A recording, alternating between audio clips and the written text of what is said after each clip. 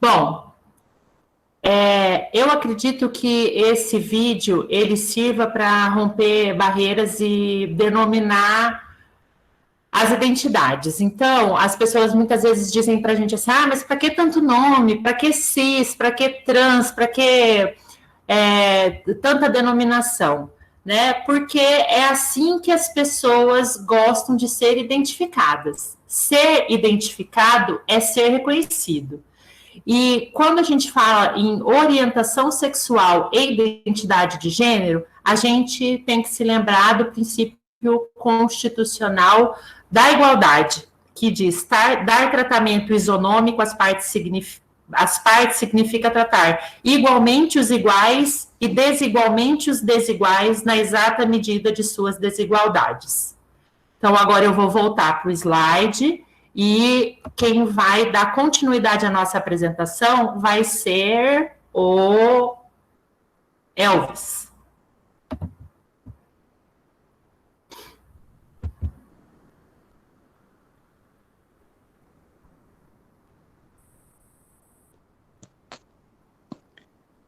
Boa tarde, estão me ouvindo?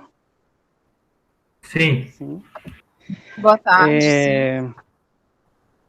O slide ainda não apareceu. Tô entrando. Tá. Eu vou falar um pouco sobre a lei anterior brasileira. Na verdade, eu vou dar mais ênfase ao processo que teve sobre o que aconteceu na trajetória da luta LGBT, né? Porque, na verdade, uma lei específica brasileira em defesa ao grupo LGBT não existe, né? O Brasil ele foi incluído no processo de criminalização em 2019 pelo Supremo Tribunal Federal, junto com a lei 7.716 de 5 de janeiro de 89, que é a lei do racismo, né? E essa lei é que ampara o grupo LGBT na questão da criminalização de preconceito. E a Lei 10.216 de 2001, né, conhecida como a Lei Antimanicomial, né, protege os portadores de transtornos mentais contra a discriminação na orientação sexual, e a Lei 2.852 de 2013, o Estatuto da Juventude, protege os adolescentes e os jovens da discriminação pela orientação sexual também. Né? Mas uma lei específica no Brasil para proteger o grupo LGBT não existe. Então, eu vou falar um pouco sobre os momentos históricos importantes que culminaram em avanços jurídicos em defesa das pessoas LGBTQIA+, no Brasil. Começou em 1930, com Dom Pedro I, que descriminalizou a homossexualidade quando ele assinou o Código Penal do Império, e desse Código Penal foi excluído a sodomia, que antes, quando veio o Império de Portugal, a sodomia era considerado que é a prática homossexual, né? Na época, a prática homossexual era considerada crime. Então, nessa lei do Império, não era mencionado mais como crime, então foi excluído a sodomia como crime. Em 1969, o Código Penal Militar não estabelecia proibições de alistamento de homossexuais, mas ainda permaneceu no capítulo 7, crimes sexuais como a pederastia, que também é uma prática homossexual, considerada uma prática homossexual. Em 1985, o Conselho Federal de Medicina retira da sua lista o homossexualismo, que antes era tratado como um transtorno mental.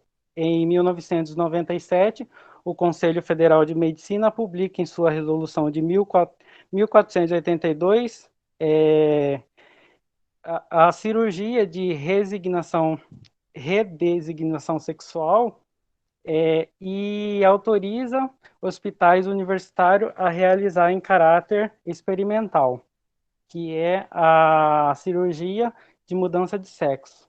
Em 1999, o Conselho Federal de Psicologia, por meio de resolução, estabelece que a homossexualidade não se constitui um transtorno mental e proíbe os profissionais de psicologia a realizarem, ofertarem e participarem de eventos que propõem o tratamento e cura da homossexualidade.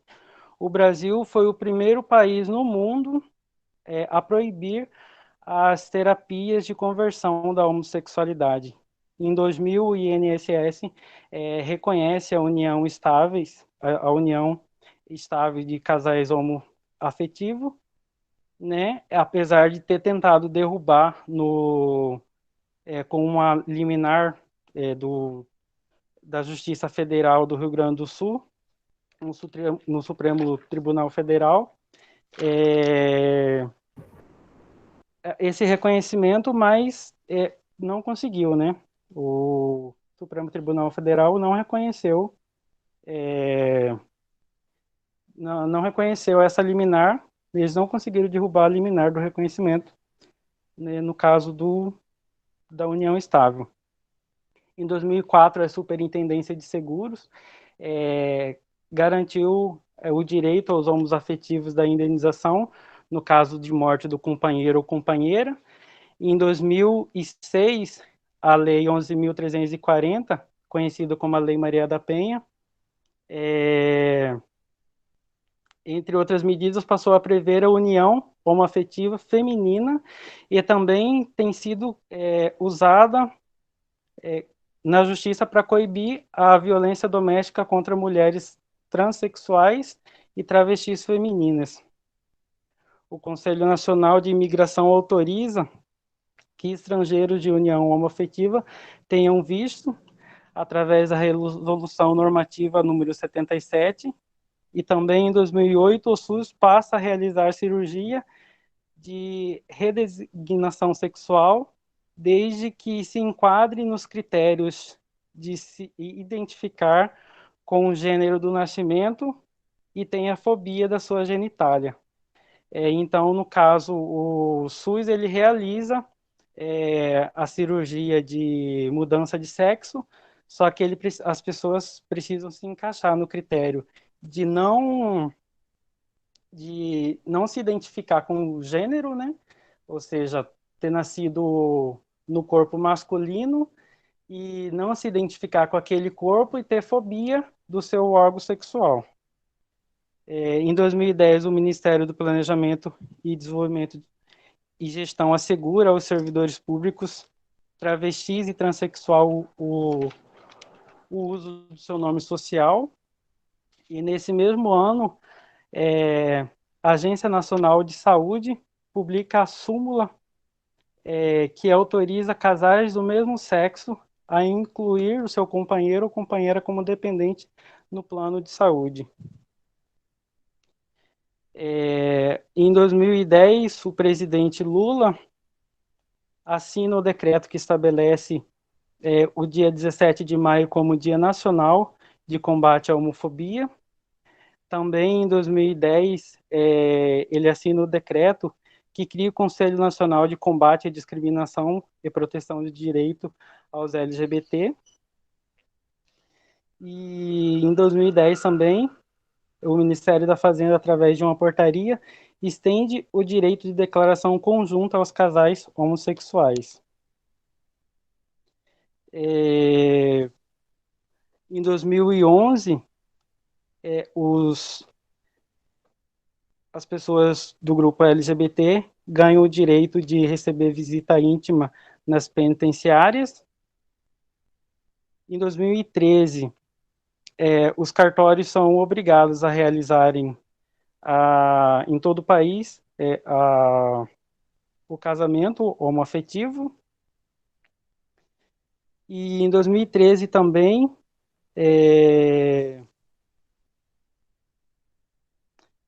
Os casais homoafetivos conseguem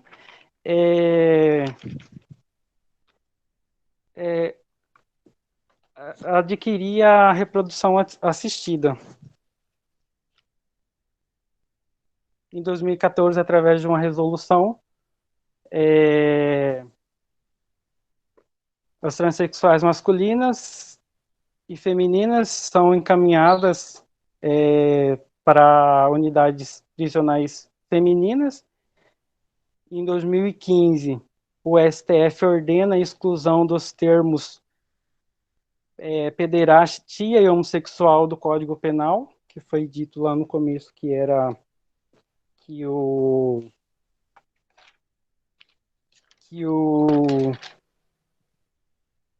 Código Penal Militar, ele não proibiu o alistamento de homossexuais, mas ainda mantinha como crime sexual a pederastia. E o STF mandou retirar essa parte do Código Penal Militar. Em 2016, a presidente Dilma assinou o decreto que reconhece a identidade de gênero de travestis e transexuais dentro da administração pública federal. Em 2017, decide que a união estável e o casamento possuem o mesmo valor jurídico em termos de direito sucessório, inclusive a união de homoafetivos. Em 2018, o Conselho Federal de Psicologia define através de resolução que a transexualidade não se trata de um transtorno mental, e Michel Temer assina um decreto onde pode-se usar o nome social nas identidades. E o TSE julga que os candidatos têm travesti e transexual têm direito a concorrer a cargos eletivos destinados aos gêneros aos quais se identificam. Em 2018, o Supremo Tribunal Federal publica a resolução número 23.562, que garante o uso do nome social nas urnas e autoriza a alteração do nome de registro civil sem necessidade de cirurgia ou decisão judicial.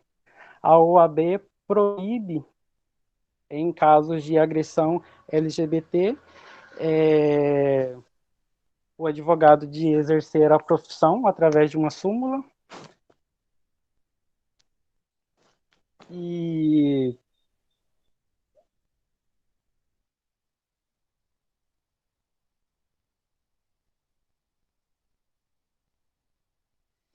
em 2020, o CNJ aprova uma resolução que autoriza transexuais e travestis privados de liberdade a cumprir pena em presídio destinado ao gênero com os quais se identificam, e uma vez determinado isso, se preferem a detenção no convívio geral ou em alas e celas específicas. Bom, essas são algumas dos benefícios adquiridos no decorrer do tempo pelas pessoas do grupo LGBT, mas existem mais de 99 projetos de lei no Congresso, só que eles nunca foram aprovados, né? Só tramitam, mas nunca foram para frente. Então, não existe nenhuma lei específica que garante o direito. Geralmente, quem interfere ou dá uma força, digamos assim, é o judiciário, que sempre garante que o direito do grupo LGBT seja garantido. Bom, agora eu passo para o Caio.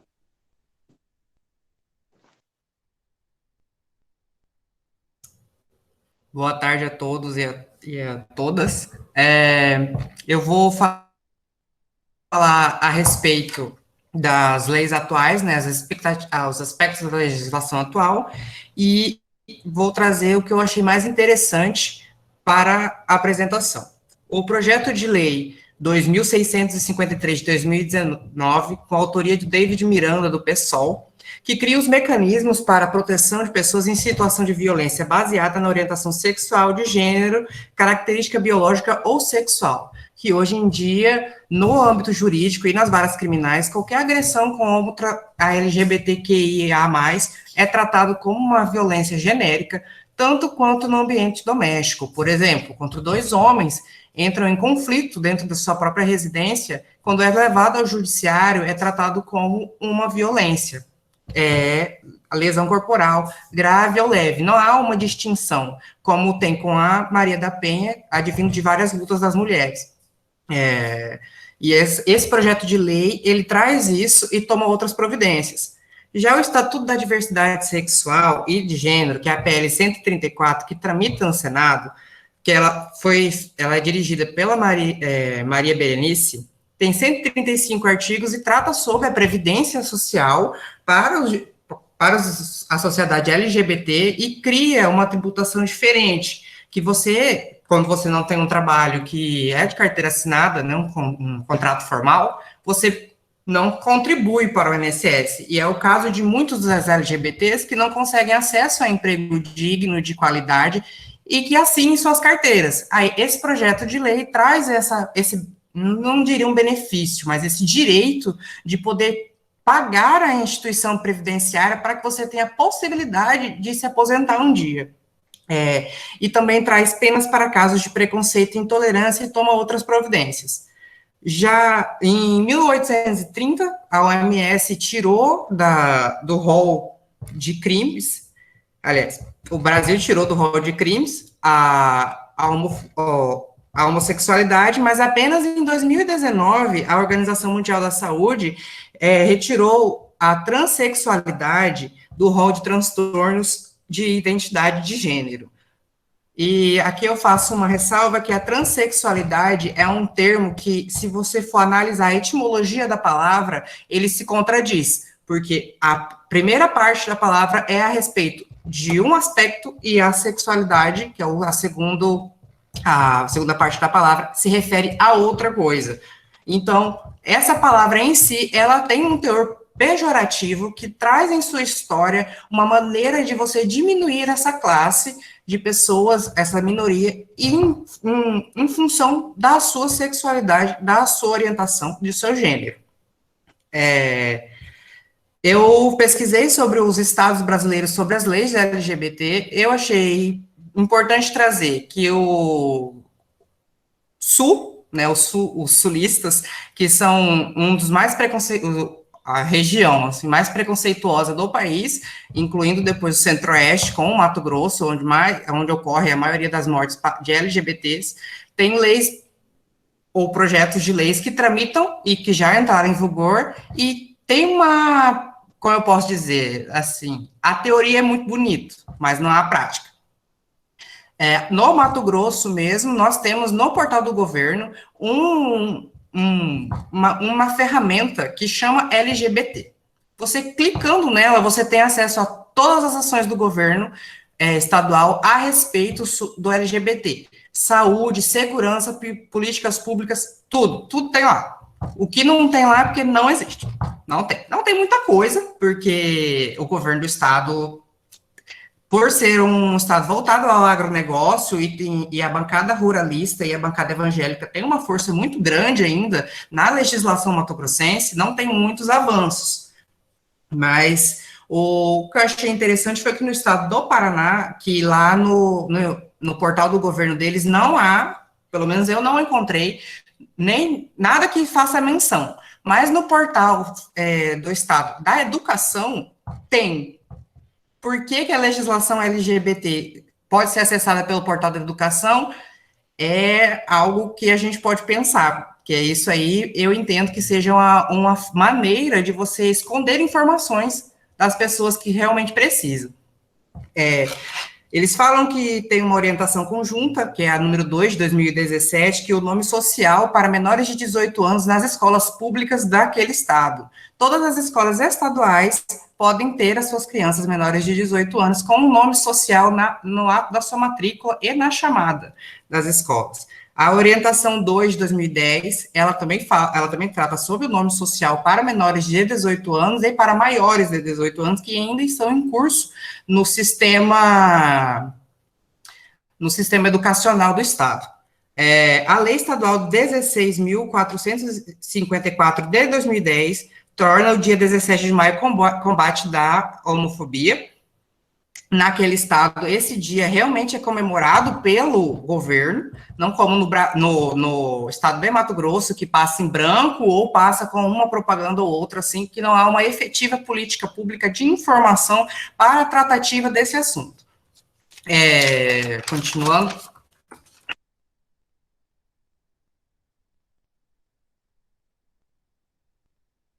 Ficou mudo, Caio. Caio, ficou mudo. E eu falei que a orientação 1 de 2010 também trata da matrícula, que deve ser para incluir o nome social dos alunos. E essa inclusão na orientação, ela fala que ela não depende da autorização dos pais. Se a criança ou adolescente, ela se vê, ela se entende, ela quer ser chamada por um nome diferente daquele feito no seu registro civil, ela pode, fazendo uma solicitação na secretaria e na direção da escola, que deve acatar a vontade da criança ou do adolescente. Porque eles usam um respaldo jurídico do Código Civil falando que o nome, ele é intransferível e tem uma outra nomenclatura que me fugiu agora, que está no Código Civil a respeito do nome e sobrenome, né, o prenome, nome e sobrenome, e eles usam a mesma premissa, a mesma ideia. Se eu tenho um nome social que aquela criança se identifica, aquele adolescente se identifica, ele é intransferível, ele está ali para garantir a dignidade dela, como pessoa, como estudante, garantindo que o meio social dela seja urbano e que ela consiga se incluir na coletividade sem preconceito. Eles têm o Plano Estadual da Promoção de Políticas Públicas de Direitos LGBTQA+, que eu achei isso muito interessante, por ser um estado sulista, onde o preconceito ali, ele é visivelmente, ele está ali o tempo todo, ter um plano estadual de promoção de políticas públicas LGBT e de direitos é algo que eu vejo como um avanço muito significativo na legislação paranaense. Tem a Resolução 12 de janeiro de 2015, que instrumentaliza a identidade de gênero. Ela dá providências de como isso pode ser aferido, como isso pode ser tratado, onde que você vai, por que você vai, com quem você fala. Ele orienta. A termos, assim, mais recentes, nós temos a PL 420, de 2021, do senador Fabiano Contarato, que inclui no censo demográfico e econômico a orientação sexual e de gênero, porque todos nós sabemos que as políticas públicas e as maneiras de tratar a população brasileira, ela é feita com base no censo. Então, como que eu vou criar políticas públicas, como que eu vou fazer um combate à violência de uma minoria, se eu não sei quantas pessoas são, se eu não tenho dados a respeito disso, se eu não consigo dosar, mostrar, ter dados dessa população? A resposta é clara, não há. Não tem. Tanto que, no âmbito federal, vocês todos não veem uma política séria, sólida, baseada em dados, para ser o combate da homofobia, da transfobia, da bifobia, do preconceito em si, para o gênero e as orientações sexuais. Essa PL, ela está em trâmite ainda, no Senado, eu achei muito interessante, porque com isso você vai conseguir ver quanto é essa população, qual é a faixa etária dessa população, como é a vida dessa população, onde eles estão, como eles vivem, se estão mais nas favelas, se estão mais nos centros urbanos, onde eles estão, e onde o governo pode e deve agir para trazer para essas pessoas condições dignas de trabalho, segurança pública, saneamento básico e moradia, que são direitos de todos e estão na Constituição. A portaria 4.032, de 2005, do Estado lá traz o programa Brasil Sem Homofobia e propõe ações que garantem direitos à educação LGBT e promove o respeito à diversidade sexual e de gênero. A ideia da portaria é levar para aqueles LGBTs que estão marginalizados, que estão em situação de rua, que não têm acesso à informação, acesso à educação, levar para eles exatamente isso. Informação e educação por meio de políticas públicas estaduais para que todos tenham o acesso à educação garantido pela Constituição e esses possam ter alguma chance no mercado de trabalho ou na vida coletiva.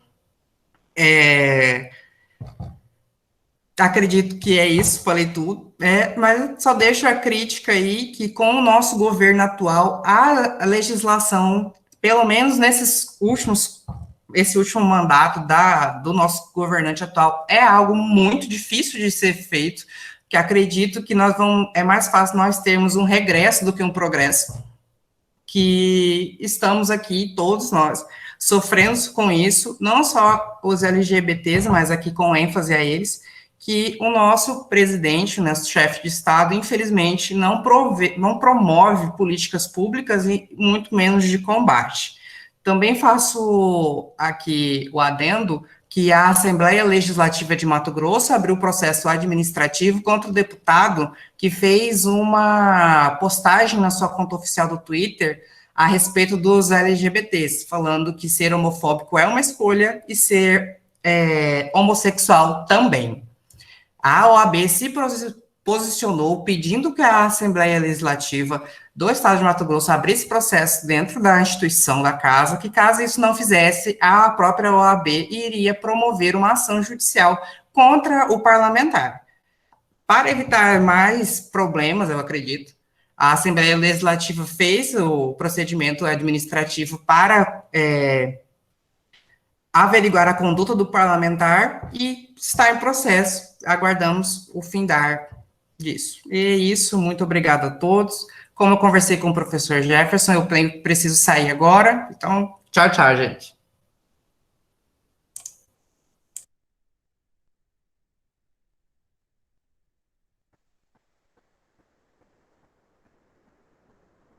Boa tarde. Estão me escutando?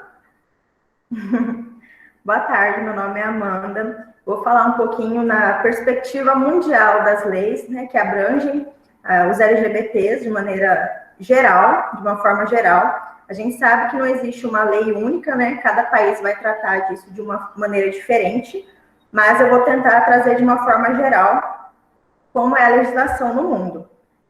Para quem não sabe, existe um órgão, né, uma organização... Peraí, só um minutinho.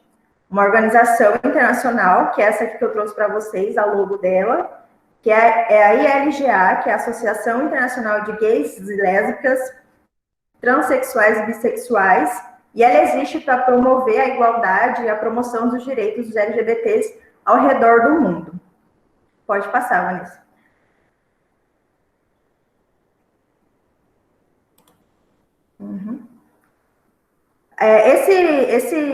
Essa minha parte eu baseei num estudo que foi feito pela LGA, são dados recentes de um estudo que foi feito ano passado, e eu vou compartilhar com vocês. Bom, o mundo, de uma maneira geral, ele avançou em relação aos direitos LGBTs. No entanto, a relação homossexual ela segue como crime em alguns locais ao redor do globo. Mas o questionamento que fica aí, quais são os países que ainda criminalizam a relação entre pessoas do mesmo sexo? A organização ILGA, Associação Internacional de Gays, Lésbicas, Bissexuais, Trans e Intersexuais, com sede na Suíça, publicou recentemente um mapa que mostra qual é a situação legal dessa questão. Conforme o mapa mostra, em 9 países do mundo, incluindo 3 latino-americanos, existe uma proteção constitucional contra a discriminação por orientação sexual, seja de forma explícita ou por decisão da justiça.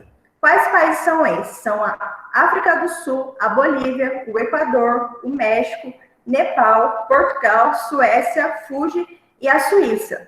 Isso significa dizer que, em teoria, né, que como é uma lei, uma prerrogativa constitucional, todas as leis inferiores desses países devem seguir este princípio.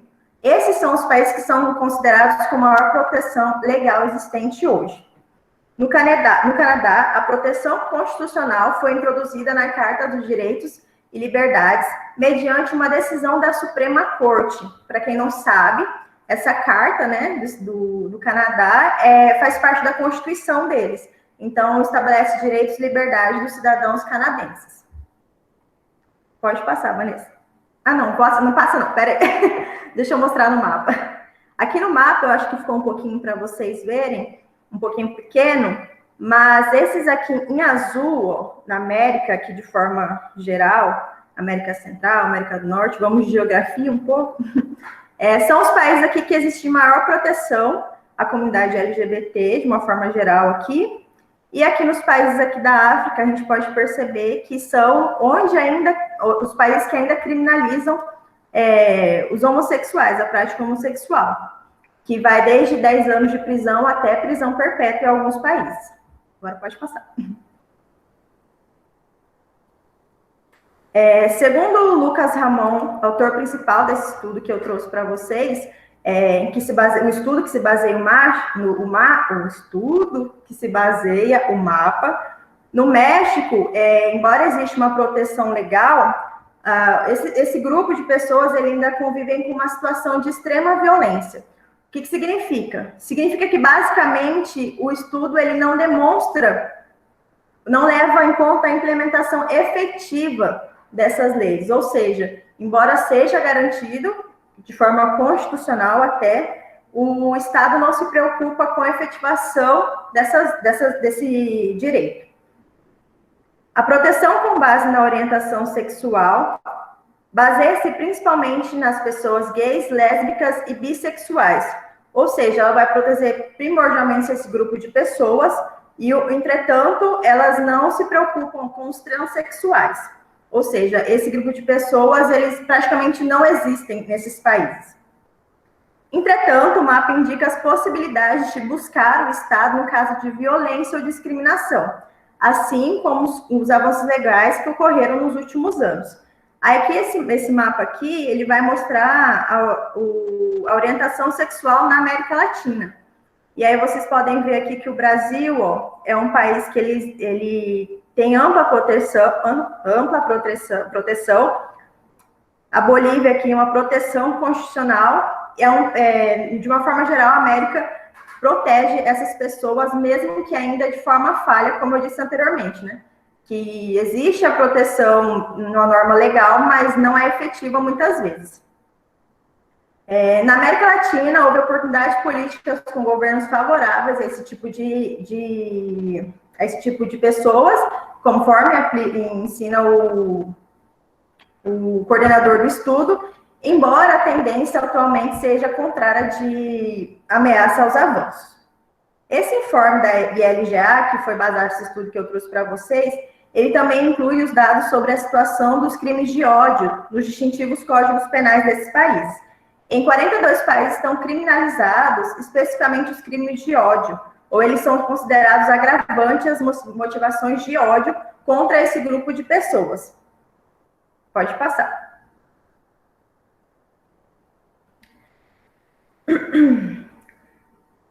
O Supremo, como já foi falado, né, no Brasil não existe uma lei específica que vai tratar sobre o assunto, mas o Supremo Tribunal Federal, ele criminalizou recentemente a discriminação por orientação sexual e identidade de gênero. Mediante essa pesquisa, no outro extremo do espectro estão os países que criminalizam as relações sexuais consensuais entre pessoas do mesmo sexo. Em 70 países, a relação sexual entre pessoas adultas do mesmo sexo são consideradas legais ou estão penalizadas na prática. Desses 26 países que vão penalizar somente os homens. 11 países castigam com pena de morte as pessoas adultas do mesmo sexo que mantêm relações sexuais consensuais ou tecnicamente essa é uma pena possível. 26 países têm penas que vão de 10 anos de prisão à cadeia perpétua. 31 países penalizam com até 8 anos de prisão. 2 países criminalizam na prática esse tipo de relação. Segundo esse estudo, vale salientar, o Brasil é considerado o segundo país mais avançado do mundo em direitos LGBT. Segundo o estudo Homofobia de Estado, atualização do panorama global da legislação publicado no ano passado, pelo ILGA. Hoje, 26 países reconhecem em todo o mundo o casamento entre pessoas do mesmo sexo. Já em outros países, houveram algumas decisões favoráveis em tribunais, e em alguns outros, as leis protetoras acabaram por acompanhar a mudança social que já era evidente. Mas, em alguns casos, foram as próprias regras que atuaram como promotoras de mudança. E é isso.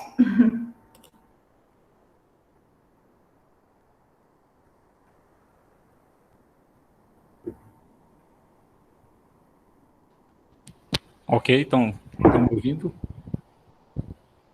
Boa tarde a todos e a todas.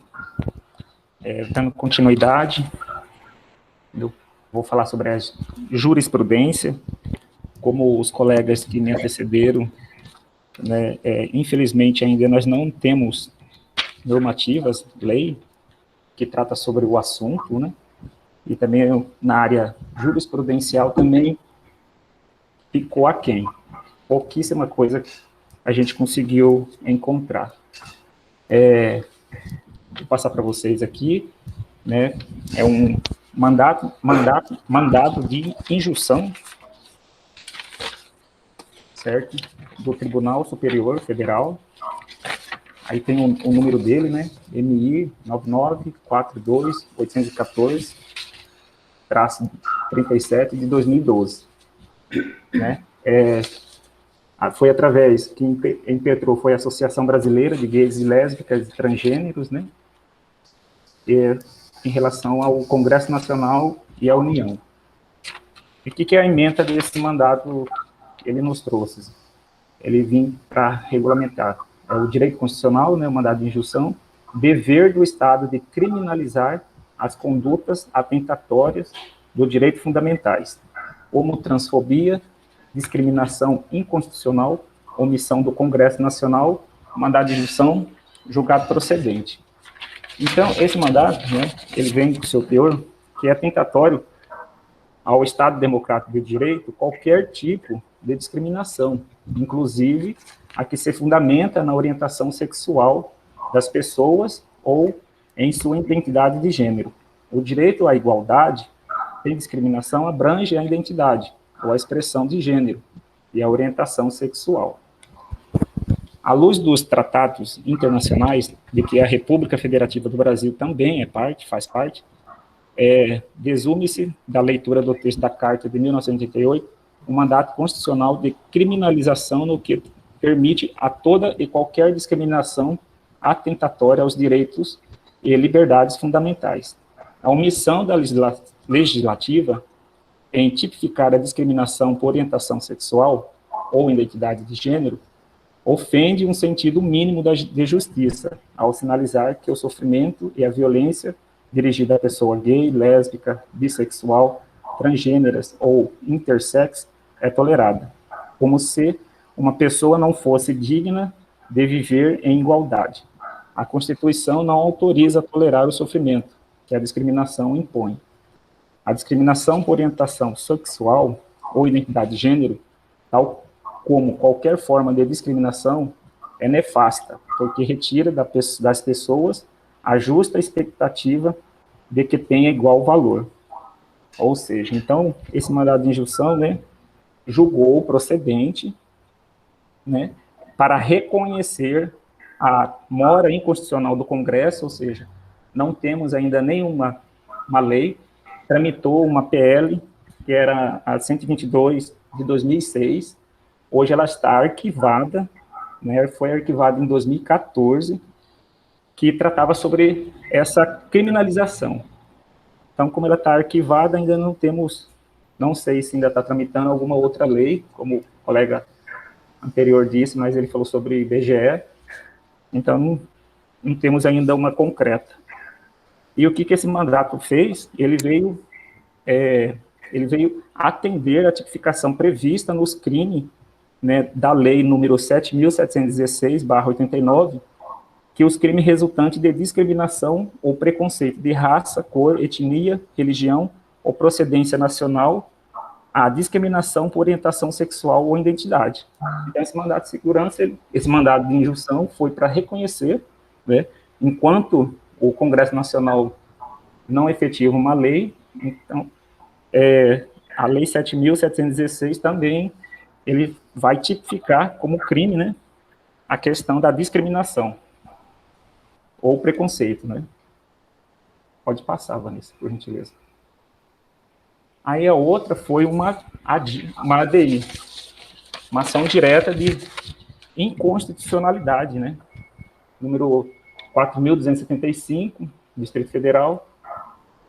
O relator foi o ministro Marco Aurélio, e mais o Edson Fachin, ministro, né? E foi julgado em 2018 e publicado em 2019. Então, tem como a ementa, né, ação direta de inconstitucionalidade, direito constitucional e civil, possibilidade, direito ao nome, ao reconhecimento da personalidade jurídica, à liberdade pessoal, à honra e à dignidade. Inexigibilidade de cirurgia de transgenitalização ou da realização de tratamentos hormonais ou patologizantes. Ou seja, então, essa ação, ela foi procedente, né, por maioria, ela reconheceu, ela julgou procedente a ação para dar interpretação conforme a Constituição e o Pacto de São José da Costa Rica, ao artigo 58 da Lei 6.015 de 73, de modo a reconhecer aos transgêneros que assim o desejarem, né, independente de cirurgia de transgenitalização ou da realização de tratamentos hormonais ou patologizantes, o direito à substituição de prenome e sexo diretamente no registro civil. Então, ou seja, não precisa, basta o transgênero, né, desejar, ele pode estar fazendo essa troca do nome e o prenome.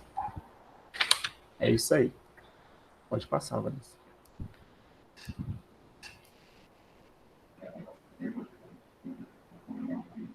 Olá, boa tarde. Conseguem me ouvir? Oi? Oi. Estão me ouvindo? Sim. Ah, ótimo. Então, me coube a parte de fazer a conclusão deste trabalho. Depois de ouvir, né, esses colegas fera, fico até meio sem jeito, mas tudo bem. Vamos lá. Para fundamentar a parte do trabalho que vou falar agora, eu utilizei o texto fornecido pelo professor, que é Identidade de Gênero e Orientação Sexual, Perspectiva Literária, da Thalita Mello, e utilizei ainda o texto do Júlio César Moreira, que tem por título Estudo de Gêneros e Historicidade sobre a Construção Cultural das Diferenças, que eu posso estar disponibilizando aos senhores e às senhoras, caso considere importante. E ainda o texto Estatuto da Diversidade Sexual, uma lei por iniciativa popular, da Maria Berenice Dias. Então, vamos lá. Nesse primeiro texto, né, penso que é importante voltar à fala de Jefferson, né, e também de Vanessa, para a gente deixar bem marcado, porque é uma coisa que às vezes a gente esquece, né? Esses três conceitos tão fundamentais, que é o que é sexo, o que é gênero e o que é orientação sexual.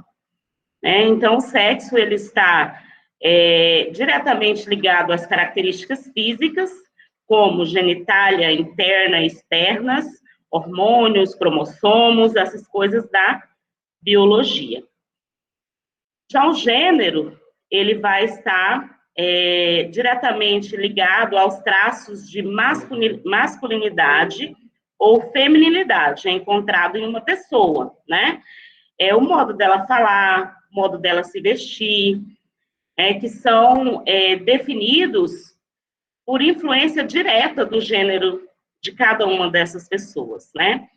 E ele é perceptível, é visível, independente do sexo, e o sexo nem sempre a gente vê, né? Mas essas características, elas são visíveis.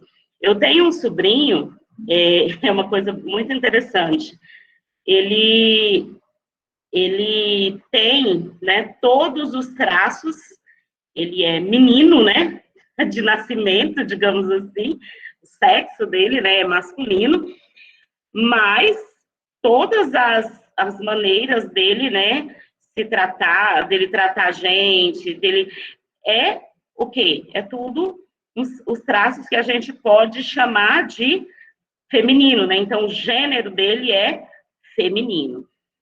E, assim, quando os pais descobriram, foram aquele auê, né? Mas o tempo todo ele demonstrava, era visível, mas não queriam ver, né? Às vezes é mais fácil a gente ser cego diante dessas situações. E às vezes a gente até prefere isso, né? E dessa dicotomia, né, que surge entre homem e mulher, e ainda da necessidade de ser feliz, né, surge o conceito de orientação sexual. Porque muitas vezes um menino não é feliz com aquele corpo e sendo obrigado a viver, né, e agir daquela maneira, naquele corpo em que ele nasceu, né? E ele não decidiu nascer, ele nasceu daquele jeito, né? Ele nasceu daquele jeito.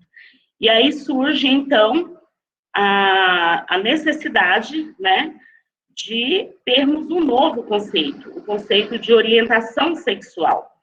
Esse conceito, ele proporciona ao ser humano, né, direitos ligados aos aspectos pessoais, sociais e também aos aspectos legais, né?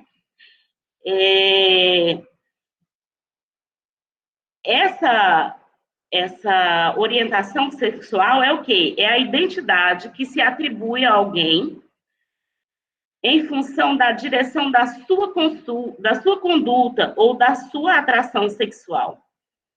Se essa se dirige a alguém do mesmo sexo, denomina-se orientação homossexual. Se, ao contrário, ao sexo oposto, heterossexual. Se pelos dois, bissexual. Dessa maneira, a orientação sexual está relacionada ao sentido do desejo sexual do indivíduo. Se pelo mesmo sexo, ou sexo oposto, ou se por ambos. E aí, até hoje, né, a gente ainda se assusta, a gente ainda quer esconder, né, quando a gente está diante de pessoas que são diferentes de nós, né? E o preconceito é visível nas nossas falas, nos nossos olhares, né? Até na escolha de temáticas para pesquisar, né? Só que se a gente fizer... Pessoal, o prof está aí? Não estou enxergando ele. Estou. Ah, tá. Só porque eu não vi mais você. Bom, se a gente fizer uma pequena viagem, né, histórica, pelos povos e culturas antigas, é possível perceber que a homossexualidade, ela, ao longo da história, ela existiu e ela existe, né? Os egípcios, os mesopotâmios, que são considerados os antecessores da nossa cultura, aparentemente, né, eles apenas aceitavam as relações, eles não só apenas aceitavam as relações, mas como também reconhecia nas suas literaturas, né, sobretudo as mitológicas. E aí, assim, claro que não vinha escrito assim, detalhado, a gente tinha que fazer uma leitura, né, do que estava posto nas linhas e nas entrelinhas, né? A gente tem, por exemplo, a questão do rei, eu não consigo falar esses nomes, talvez, Hammurabi, né, da Babilônia, que ele tinha as esposas, as concubinas E tinha também os homens, que eu não sei se eu posso chamar de concubinos, não sei qual é o termo mais correto, confesso que sou meio leiga nessas questões. E aí, outra coisa que a gente pode ver também é até na Bíblia, né? Só que a Bíblia, ela já traz isso de uma forma a trazer o preconceito, né? A trazer o preconceito, a fazer com que as pessoas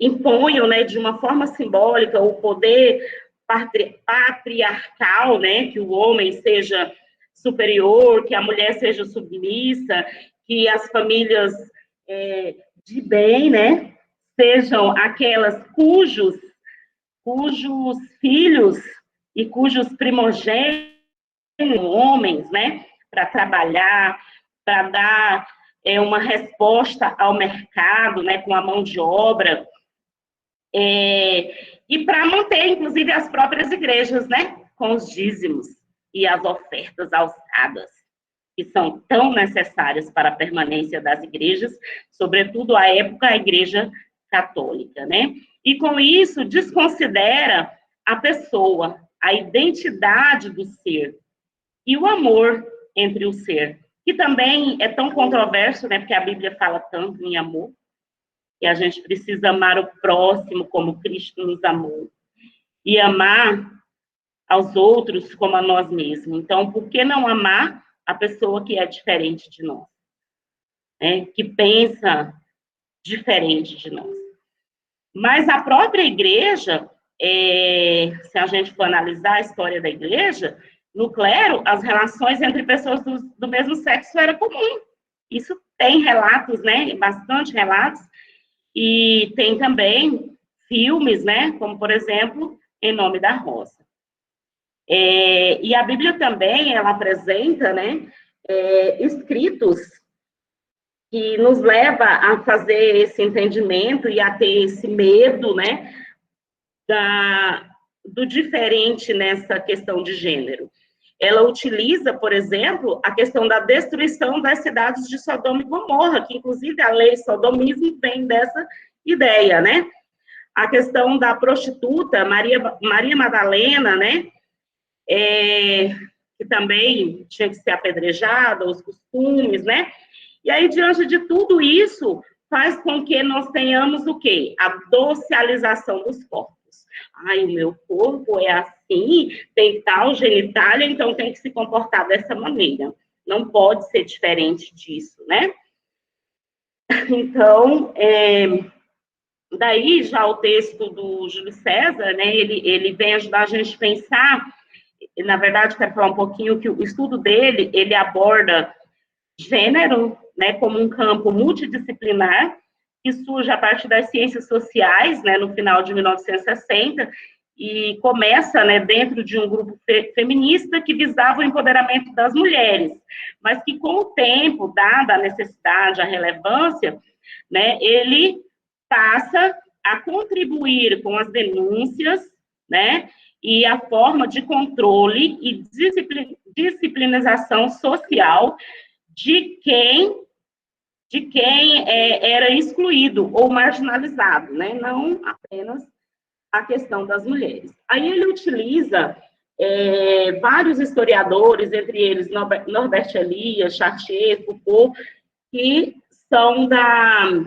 história cultural, né? E apresenta como que, de forma simbólica, foi se construindo a opressão dos corpos, né? Através das instituições, né, do Estado, como a escola, a igreja, a família, que o professor Jefferson até já falou aí. E aí vai sendo construído essa ideia através do discurso, né? O que é aceitável e o que não é aceitável, né? E é engraçado que em 2020, a ministra da Família, Damares, ainda usa em sua fala, né, menino azul e menina rosa, né? Como se a gente não pudesse ter outras cores, né? Só que a maior importância de gênero reside no fato de entender a diferença entre as pessoas como parte complexa da construção cultural de uma sociedade. Essa construção é um movimento em questão do outro, e a alteridade é a questão central, né? Pois as próprias concepções de dominação cultural residem no não reconhecimento, se não do outro, do direito à diferença de ser do outro, né? E aí, por último, eu trago aqui o que a Berenice Dias fala. Ela fala sobre o Estatuto da Diversidade Sexual, que é a PEC de número 134, que está, né, há algum tempo aguardando por um parecer, né? E aí ela vem, nesse texto, falar que a Ordem dos Advogados do Brasil, ele cria uma comissão da diversidade sexual, da qual ela é presidente, e essa comissão, ela resolve pegar todos os julgados que existem sobre o tema e criar eu acho que eu posso chamar de sítio, né? Que tem por nome www.direitohomoafetivo.com.br, onde tem aproximadamente 2.000 julgados, né, sobre questões relacionadas ao tema. E aí ela diz que isso impulsiona, né, o próprio projeto, né, que teve, aliás, o próprio anteprojeto, que foi elaborado, que foi de iniciativa popular, que teve a efetiva participação de mais de 60 comissões, né, de mais de 60 comissões de diversidade sexual das seccionais e subseção da OAB, e que também dos movimentos sociais e assinaturas e tudo, e que em 2011 esse anteprojeto foi formalmente entregue ao presidente do Conselho da OAB. E este, né, foi entregue ao Senado e está lá até agora, né, aguardando por uma aprovação. E aí são vários julgados que tem, né, e isso serve, né, de uma certa forma para driblar, né, para não ter uma lei própria que venha garantir e proteger o direito dessas pessoas, né. Enquanto isso não acontece, nós precisamos ir combatendo a discriminação e toda essa questão, né, com qual remédio? Um remédio constitucional.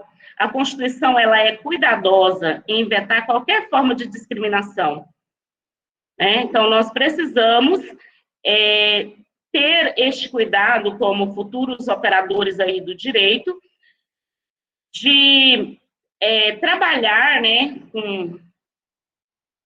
com os sujeitos, né, desse direito, utilizando o que nós já temos, né?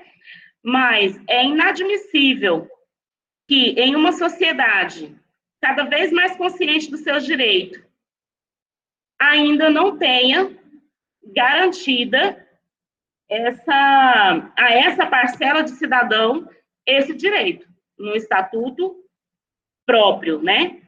Para garantir dessas pessoas o reconhecimento legal dos seus vínculos afetivos, que nada mais é do que a garantia do direito à felicidade, um direito fundamental de todos, independente da orientação sexual ou identidade de gênero. Então, acho que é isso. Esse é o nosso grupo, lindo aí, professor, todo mundo já falou. É isso. Professor, só fazendo um complemento, então acho que a gente conclui, né, algumas informações bem importantes. O Caio fala na parte dele de que os estados do sul do país são estados onde ocorre a maior quantidade de mortes, né, ou de ataques a homossexuais. A Amanda dá uma informação muito importante de que nós somos o segundo país com mais leis protetivas aos homossexuais, mas nós também somos o primeiro país do mundo que mais mata os homossexuais. nós concluímos que a gente vem avançando, de certa forma, na visão com relação à diversidade de gênero e à orientação sexual, mas nós ainda não temos uma lei específica que trate desta homofobia, da homofobia. A gente, a criminalização está inserida junto com preconceitos raciais, a gente não tem uma lei exclusiva para isso, né? Então, eu acho que a gente ainda tem muito que avançar, não dá para fazer vista grossa, a diversidade e a como isso tem evoluído num caráter mundial, né? Então, eu acho que é um tema ainda a ser discutido muito do ponto de vista legal. Eu acho não, né? Eu acho que o que o nosso grupo mostrou nos leva a concluir um pouco disso.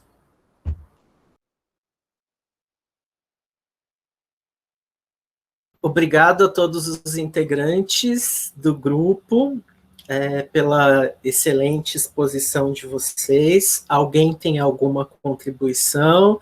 Gostaria de falar alguma coisa?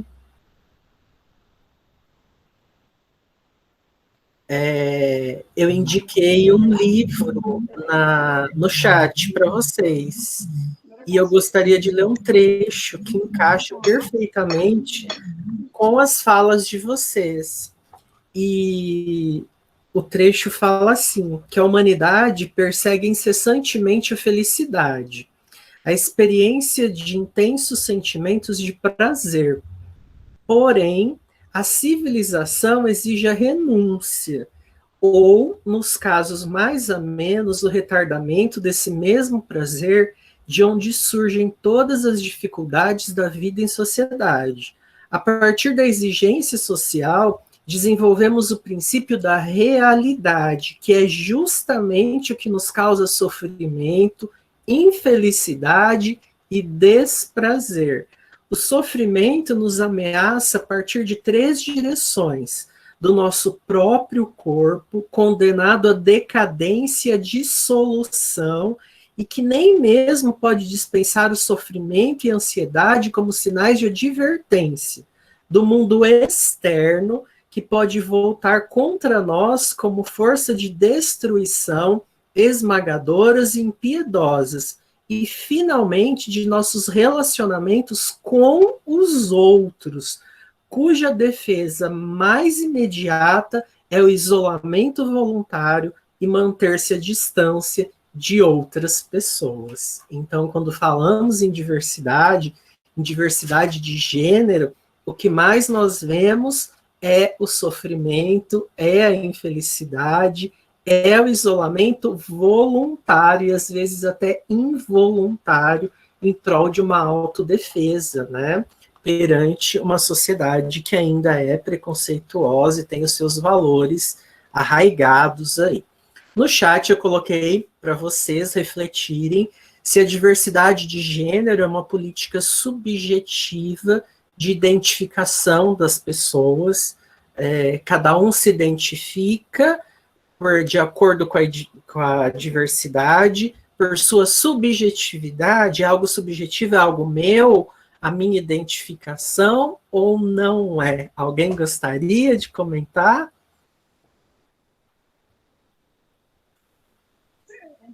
Tá, professor? Oi, Fran. Oi. Boa tarde, professor. Boa tarde, turma, tudo bem? Professor, eu creio que realmente seja assim, subjetivo. Ela se torna objetiva quando se torna individual, né? A questão da escolha de gênero, enfim, eu acho um assunto assim ainda muito polêmico e não é só hoje, sempre foi, sempre vai ser polêmica, né? Essa identidade de gênero, ela vem assim bem antes de Cristo, é algo muito complexo, né? Assim como o racismo, como qualquer outro tipo de preconceito, né? Se perpetua e infelizmente vai se perpetuar durante muitos e muitos anos, infelizmente. O que eu acho estranho é que, tirando a questão da escolha da pessoa se identificar como homem ou como mulher, ok, mas quando a pessoa se identifica, eu gosto de homem, eu gosto de mulher, eu acho assim tão estranho. E por que isso tem que ser discutido? O que interessa? O que é da conta, seja lá de quem for, a escolha sexual. A escolha do gênero, sim, é uma questão bacana de se falar, interessante, porque tem pessoas que realmente querem ser reconhecida como homem ou como mulher, né? É um direito de cada um. Mas a escolha do gosto sexual é tão complicado, eu acho assim, tão delicado para se falando, entendeu? Eu acho que não é Fran, Fran, eu entendo. Desculpa, Jefferson. Pode falar. É que eu entendo o que a Franciele está falando, e primeiro que não é uma questão de escolha, né? Você não escolhe, você nasce assim, né? É uma diversidade, uma orientação, não é uma escolha. Eu não escolho.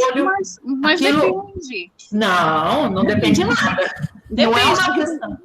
Depende, sim. Tem muitas pessoas que nascem mulheres e do meio do caminho para frente elas decidem. Elas decidem porque elas são aqui. Aquilo é o gênero que ela é. Não é uma escolha. Eu não escolho gostar de homem ou gostar de mulher. Eu nasço gostando. Não, é uma escolha, porque existe essa situação que você está falando, da pessoa já nascer com essa identidade. Mas existe a opção da pessoa escolher da meia-noite para frente. Você lê cientificamente e médico, você vai ver que não é uma escolha, é uma opção. Não é. Já foi provado isso, entendeu? Não é. A gente pode enxergar isso como sendo? Não é. Quando você diz assim, por que a gente tem que discutir? A gente tem que discutir porque se discrimina. E a gente tem que discutir tudo que se relaciona à discriminação. De gênero, sexual, racial, econômica. Nós temos que discutir tudo que se relaciona a preconceito. Então, eu creio que tem que se discutir o gênero. Agora, a sexualidade é muito particular. Eu acho isso, assim, complicado, entendeu? Se eu gosto do sexo com um homem ou do sexo com uma mulher, eu acho complicado. O gênero, ok. Agora, o sexo, eu acho bem individual, de cada um, né? Apesar não que é parece... Não é uma escolha. Parece que está ligado uma coisa com a outra, mas eu acho tão estranho você tratar de algo tão íntimo.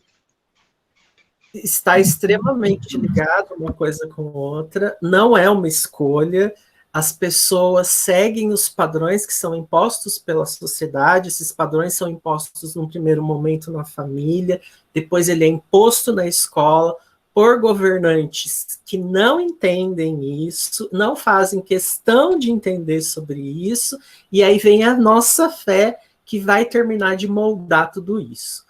Então, são 3 pilares que vão sustentar isso. E aí nós vamos ver, num senso comum, como questão de escolha.